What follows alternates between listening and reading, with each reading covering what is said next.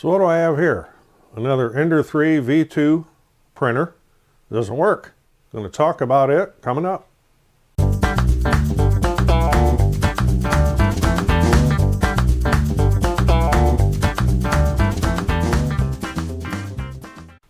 I'm Roger, welcome to the shop, and yeah, I got a bad hair thing going on. I call this style blown by unseen winds, at least what hair I've got left. Anyway, what I have here is a Ender 3 V2. Picked this up for $25. It doesn't work. That's what I'm told. It says that the screen doesn't come on and there might be some parts missing. Well, this is kind of unusual without even unboxing it yet. This is how I got it. Looks just like this. The build plate here doesn't look like it's ever been used. There's not even a sign of anything ever being printed on it. And they say that the screen doesn't come on, but yet the Bowden tube has filament in it, and it's not the original filament that Creality sends with their printers. It's a green silk, looks like PLA.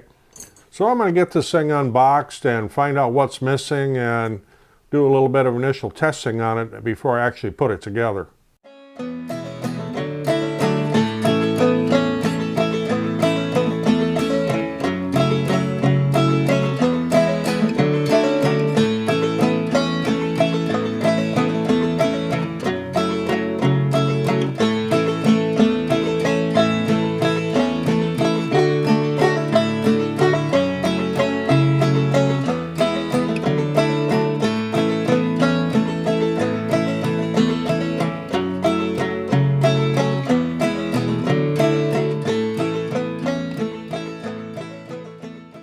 I'm not sure this was ever actually put together. This is kind of puzzling. Almost looks like I have parts from two different printers here. Okay, I got all the parts kind of laid out here that were in the box. I do a little scrounging around to find all the screws and things. So got that. Found the limit switch here. This is the extruder.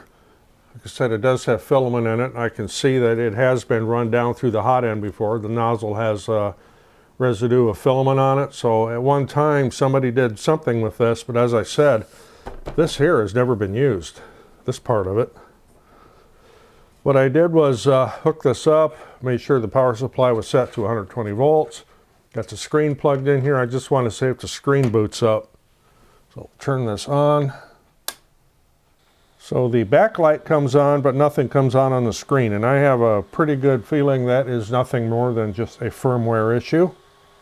So I'll get this thing put together and then see what we can do with it. It's going to take some doings because, as I said, there's pieces missing and I'm not even sure I got all the screws here. So we're going to have to find out. Okay, after a great deal of fiddling around, as they say, looking for screws and hardware and trying to figure out where some of these other screws came from, and I still haven't figured out where all of them came from because I've got a little bowl of spare parts here yet. But I turned this on after I got it put together. Of course, the screen was black, so I downloaded the firmware for this board, and I had to open up the back to figure out which version board it was. So this has the version 4.2.2, and a couple of my other ones have 4.2.7, so you have to have the right firmware. So I downloaded the firmware, formatted a micro SD card, put it in, booted it up, screen came up, and I'm going to show you a little bit of a problem we have, although it's not hard to overcome. One thing you have to remember is after you update your firmware on that SD card, take that SD card out and delete the file off of it or save it somewhere else. If you leave that on there and reboot it again, you're going to end up with a black screen. Not every time, but there's been a lot of printers that this has happened to, and that's the only problem. So, I haven't done any of the tie wraps or done any cable management or anything yet, but you can see the screen's coming up in Chinese. That's not hard to change in the settings. I just have to figure out which one is, I'll look at one of my other printers to figure out which one means language, and I'll change it to English. So from here, I'm going to do some other upgrades since this is all kind of coming apart anyway. And I'll probably update this extruder because the lever here that you would push to put your filament in, it's got a crack in it and the whole top is loose on this, so I'm going to change that, do a little upgrade on that. I'm going to upgrade the bed springs right off the get-go here before I even attempt to do any leveling or testing or anything. I'll take this out, put a Capricorn tube in, since I'm missing the fitting for up here anyway, and that'll be on my new extruder. So going to do some upgrades here. First I got to get myself into English and find out if the hot end heats, and then see if I have any movement. Okay, after looking at my other printer over there, it's under what they call prepare, if you happen to have a menu in Chinese. Now prepare, you can go all the way to the bottom, and there'll be a little letter A in a little box, and that's where you select your language. Right now it says CN, so that must mean Chinese. Click on that a couple times and we're in English. Okay, we're good there. Okay, so we need to find out if we can move this thing around. So we'll go to prepare and then move. So I want to move my x-axis. Let's move it 10 millimeters. Okay, we're good there. Go to Y. Get this somewhere in the... Move Y. Move that one 10. And it does. Move Z. Move that one 10.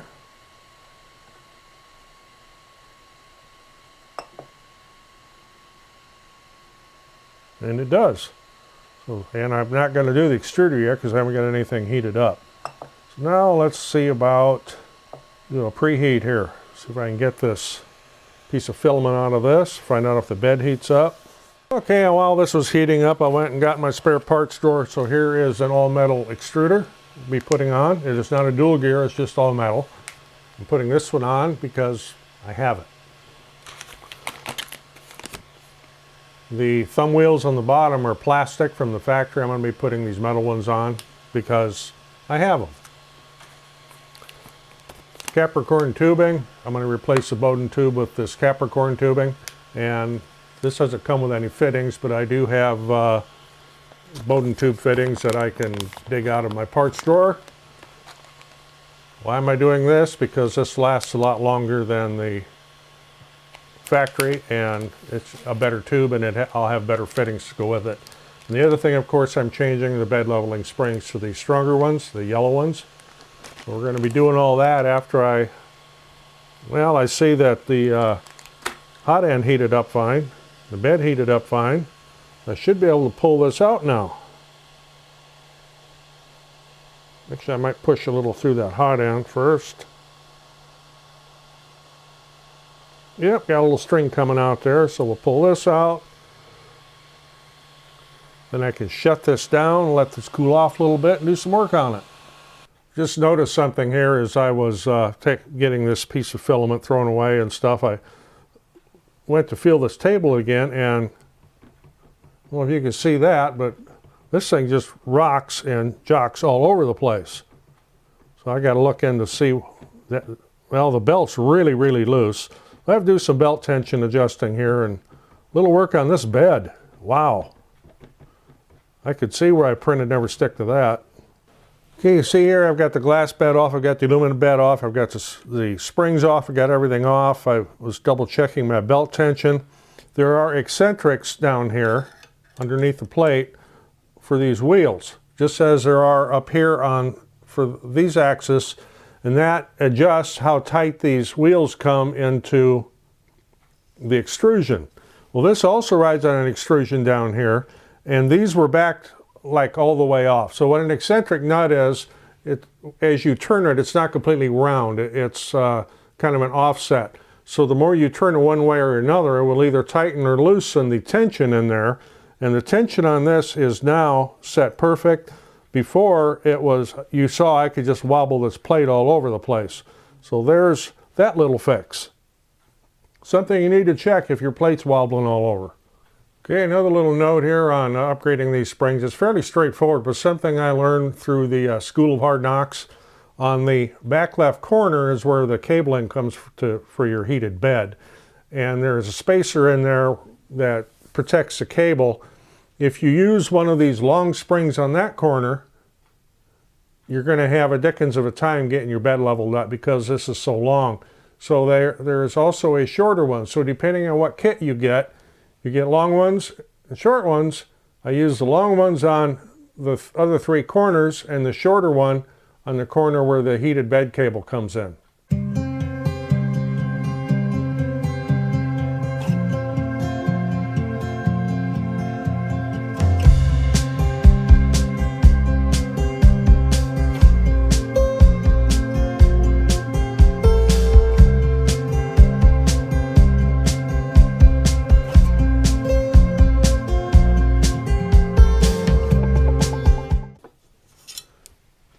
And my initial setting here with these with the bed leveling is I keep it as low as possible without crushing the spring, so the nozzle here doesn't come crashing into the bed.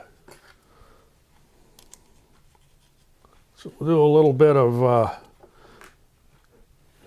initial homing here because I'm sure I'm going to have to adjust this Z-axis limit switch. We'll boot this up.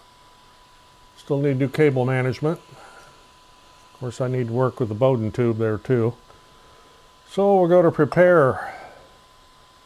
And we'll auto home it. And I need to do a little limit switch adjustment here. That's over here on this side. This limit switch bracket can be moved up and down. One way to get an idea here on where you need to be with your limit switch is disable the steppers if you have the thing on. Otherwise, raise the Z-axis bar up. Bring the hot end down to where it's close to touching but not. Then the switch on the side can be moved so that it just makes there at that point, because from there we can adjust the bed. Now we'll auto home this again. Much better. Now I can do some bed leveling. For that I need a piece of paper. This will give me an initial idea here. Need to disable the steppers.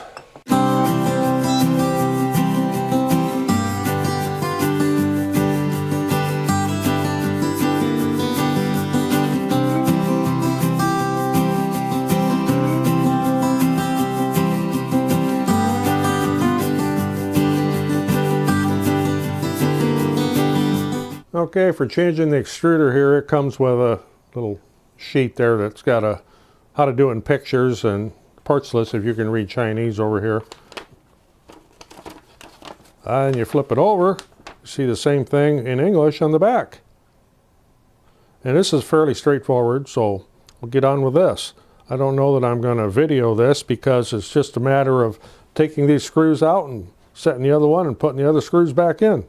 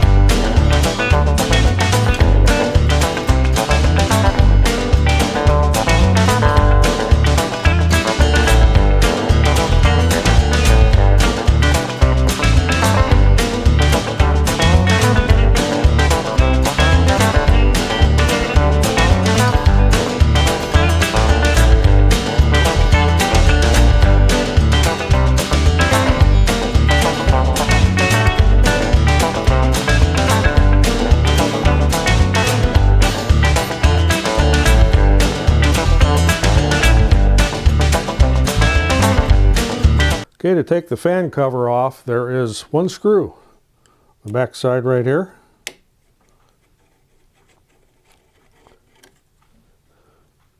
And the cover will snap off the front, and watch you don't lose that screw.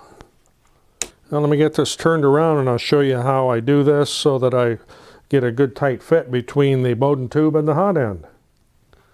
Okay, I'll loosen up this old fitting here.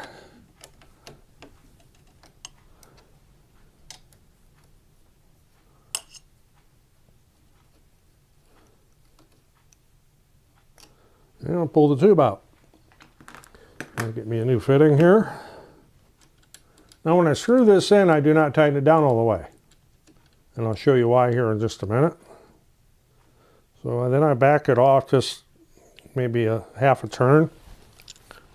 Let me get a piece of Capricorn tubing cut here.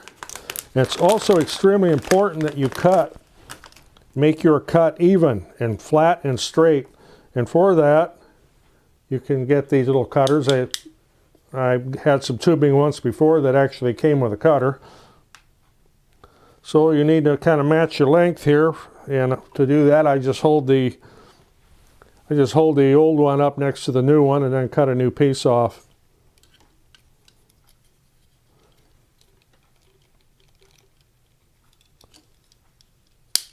It makes a nice straight flat cut.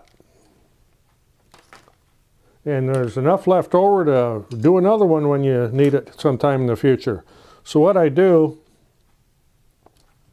is I slip this in and I slip it all the way down against that hot end with the extruder nozzle. Then I will put my clip in right here. And then I tighten this up the rest of the way.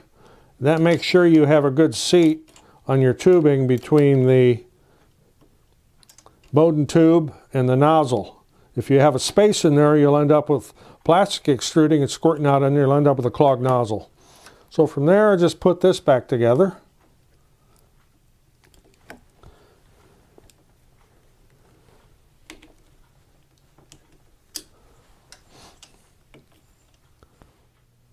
Okay, so I've got some filament in there, and no, I didn't put spool holder on because I'm going to put a side spool holder on here. I've got the filament through down to the hot end, and I need to heat it up, and we'll see what we can do here.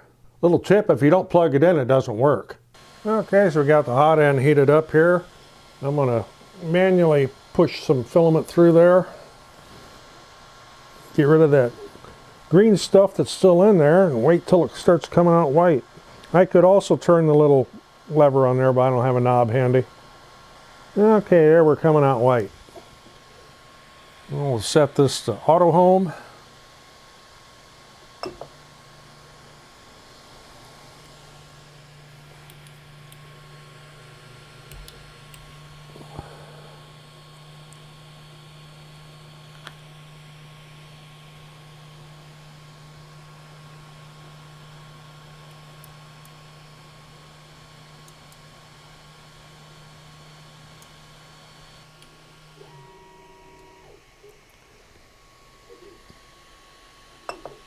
Okay, I stopped this because I can see right off that this is not going to stick.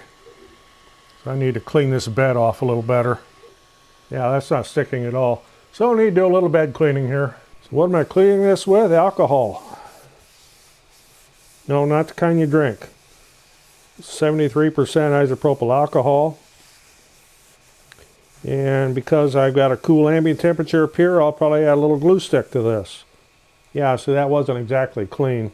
I should have done that to start with. Okay, we'll try this again here. What I'm printing is a calibration cube. If you're not familiar with a calibration cube, when it is printed, it should be 20 millimeters square every direction. Perfect. That'll let me know how closely set the steps are on this printer.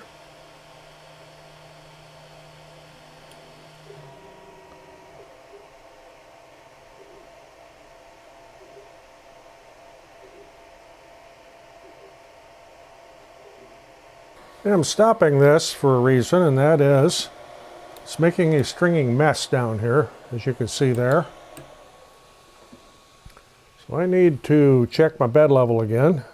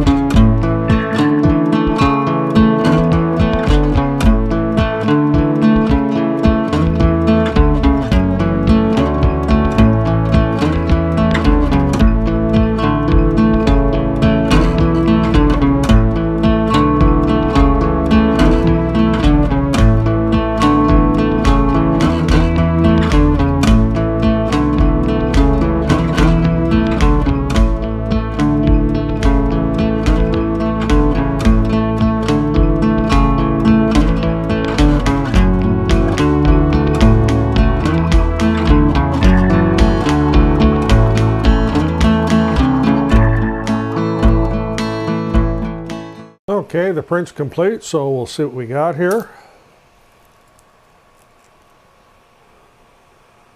So this is what they call a calibration cube. Each side of this, each direction should be 20 millimeter. We'll find out if we're going to need to do any calibration on this. So we'll zero this. And on the x-axis, we have 19.98. I'll buy that. The y-axis, 20.01. I'll buy that.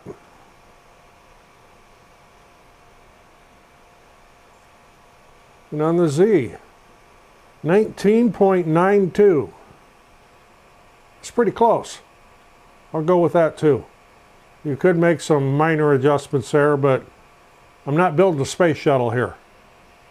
Okay, you see I did put the spool holder on it while this was printing and a little guide here until I get my side spool holder printed, and that's running on that printer over there right now. So once that one gets done, I'll be taking this off and putting that on the side, but I have a couple other tests and prints I want to run on this just to see how it does. So I'm going to throw a roll of filament on and put it in its new home over here. I got a little blank space in front of that microwave that I don't use. So we'll get all that set up and I'll be back.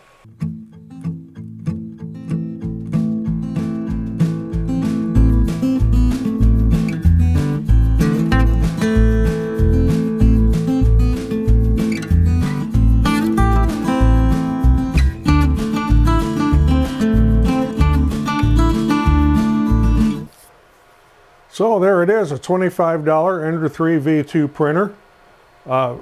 Needed a little work, needed some upgrades. Didn't have to have them, but I wanted to do that. It was all a matter of firmware, and something that happens, and I've seen this in the past and I've advised other people on it. If you flash your firmware and update it, once you have done that, turn the printer off, take that card out, and reformat it or save the file somewhere else. Do not put that same card back in, because on some of these Ender or Creality printers, it'll see that firmware again and it's supposed to ignore it if that's the current version. Well, you'll end up with a blank screen. It happens over and over and over, and I've had a lot of questions about it. In fact, when I first started out, I ended up with the same blank screen thing, but that was just on the Lemon printer over here that doesn't even have a Creality board in anymore. That one just had one thing after the other go wrong. The other ones have been running fine. I did a video here a couple weeks ago on another one that's behind me. Actually, it's printing right now. I'm running the side spool holder on that one that I got as a basket case, and it was just a pile of parts. Didn't work. Well, I found out what was wrong. The person that had it before actually had crushed the bed leveling springs down to the point where they wouldn't even work anymore.